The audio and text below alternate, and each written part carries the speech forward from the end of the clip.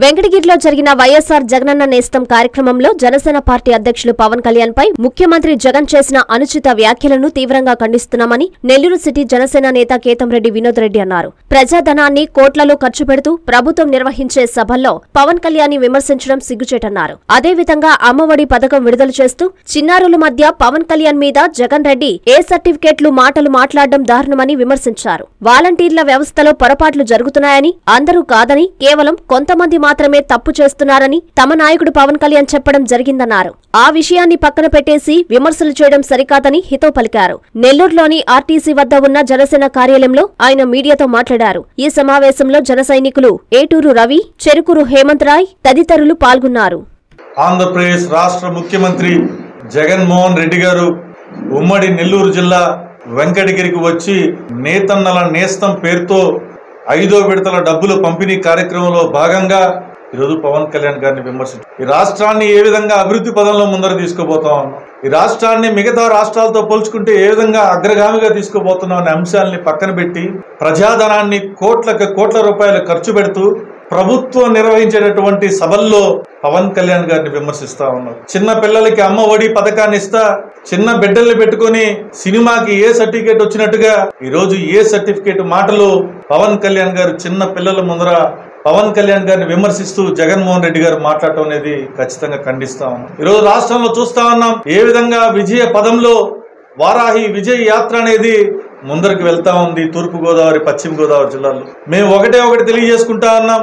ఏదైతే తూర్పు గోదావరి జిల్లా, పశ్చిమ గోదావరి జిల్లా, విశాఖపట్నం జిల్లా, విజయనగరం జిల్లా, శ్రీకాకుళం జిల్లాలో 68 నియోజకవర్గాలుంటే 56 నియోజకవర్గాల్లో వైఎస్ఆర్ కాంగ్రెస్ పార్టీ ఎమ్మెల్యేలు ఉన్నారు. అయితే రేపు 2024 ఎలక్షన్లో ఏ ఒక్కరు కూడా ఎమ్మెల్యేగా నిలబడడానికి ధైర్యం చేయలేనటువంటి పరిస్థితి. ఈరోజు జగన్ రెడ్డి గారు ఏనుగు గాంభీర్యంతో అడవిలో ఏ విధంగా అయితే ఏనుగు ఉంటుందో, ఏనుగు ఏ విధంగా అయితే గాంభీర్యంగా ఉంటుందో మనుషులకు వచ్చినట్టుగా కూడా కళలు ఏనుగులకు వస్తూ ఉంటాయి.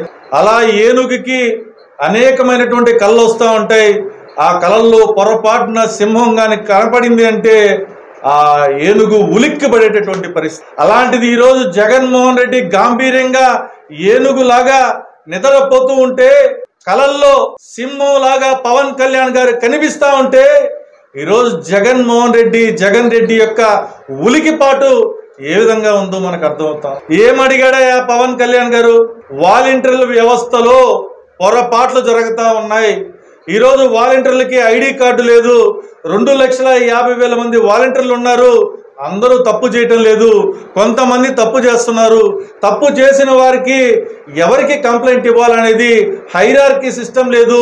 పోలీస్ వ్యవస్థలో తీసుకుంటే police constable, head constable, ASI, SI, CI, DSP, ASP, SP, DIG, IG, DGP ఏ విధంగా హైరార్కీ ఉంటుందో ఇక్కడ ఎక్కడుంది హైరార్కీ అనేది పవన్ కళ్యాణ్ గారు చెప్పడం జరిగింది. డేటా అనేది ప్రజల దగ్గర నుంచి వ్యక్తిగతంగా ఎవరి ఇంట్లో ఒంటరి మహిళలు ఉన్నారు, ఎవరు వయసులో ఉన్నారు, వారి మొబైల్ డేటా తీసుకోవటం, వారి ఆధార్ కార్డు తీసుకోవటం, ఈరోజు ఉమెన్ ట్రాఫికింగ్ లో కూడా ఈ యొక్క వాలంటీర్లు తీసుకునేటటువంటి డేటాని కొన్ని ప్రైవేట్ కంపెనీలు వాడుకుంటా ఉన్నాయి.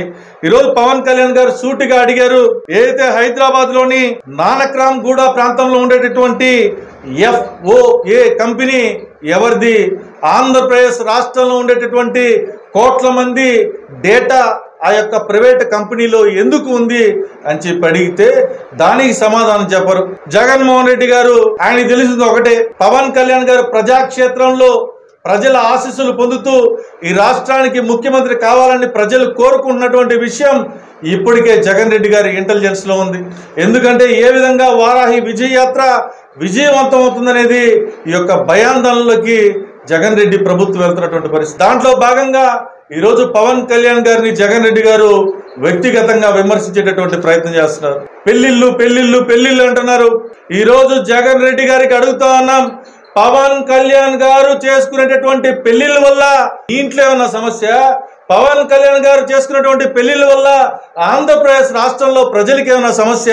ఈరోజు భారత రాజ్యాంగం ప్రకారం, చట్టం ప్రకారం వారి వ్యక్తిగత జీవితాల్లో వారిద్దరికి అనుకూలం లేకపోతే విడాకులు తీసుకొని పెళ్లి చేసుకున్నారు. పవన్ కళ్యాణ్ గారి జీవితం తెరిచినటువంటి పుస్తకం జగన్ రెడ్డి గారు. మీలాగా వైఎస్ రాజశేఖర రెడ్డి గారు చనిపోయిన తర్వాత 1.5 రోజు వైఎస్ రాజశేఖర రెడ్డి గారు చనిపోయిన తర్వాత 1.5 రోజు ఏ సముద్రంలో, ఏ షిప్లో, ఏ ప్రైవేటు పార్టీలో మీరు బిజీగా ఉన్నారో మీరు తెలియజేసుకోవాలా జగన్ రెడ్డి గారు. ఈరోజు పెళ్లిళ్ళు అంటున్నారు కదా, మీ కుటుంబంలో ఎంతమందికి ఎన్ని పెళ్లిళ్ళు అని చెప్పేసి దాని ద్వారా ఎన్ని రక్తపాతాలు జరిగాయనేసి కడప జిల్లాలో మనం తెలుసుకుంటే అర్థమవుతుంది. అదేవిధంగా ఈరోజు జగన్ రెడ్డి గారు చేసినటువంటి బెంగళూరు బంగళాలో చేసినటువంటి ఘోరాయిలు, అఘాయిత్యాలు వాటిని కప్పిపుచ్చుకోవడానికి మొన్న జరిగినటువంటి కర్ణాటక ఎలక్షన్లో కాంగ్రెస్ అగ్రనేతకి కొన్ని వందల కోట్ల రూపాయలు ఏ అధికారి ద్వారా మీరు పంపించారో కూడా త్వరలో దాన్ని బయట పెడతాం మీడియా ముఖంగా అని చెప్పి తెలియజేసుకుంటాం.